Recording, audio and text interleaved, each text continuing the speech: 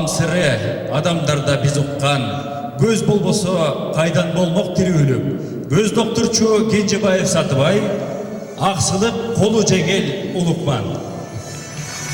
Сатыбай Кенжебаев 27 жылдан бері Жалал Абад областынын Ақсы районунда көз доктор. Ал районға биринчилерден болып көздүн микрохирургия сыйкмасын киргизген дарыгер. Сатыбай мырза жылдын мыкты дарыгери номинациясына татыды. Махмут агай айдап элдин кайыгын, жаап жашырып катаалдыктын айыбын. Кадам жайдын айыл өкмөт мырзасы алга тартып, мыкты кылды айылын.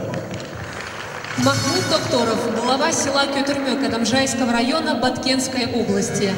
Он путем мирных переговоров смог вернуть 7 гектаров кыргызской земли из узбекского анклава Шахимардан. А с 2006 года он вернул 60 гектаров земли. Кроме того, Махмут Докторов смог привлечь в свое далекое село инвестиций.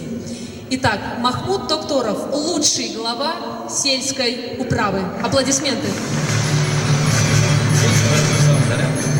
Жана биз сыйлыкты тапшыруу үчүн алдыңыздагы Мухтарбек Өмөракунов атындагы фонддун вице-президенти Чыгара Шешекеева айып чакырабыз.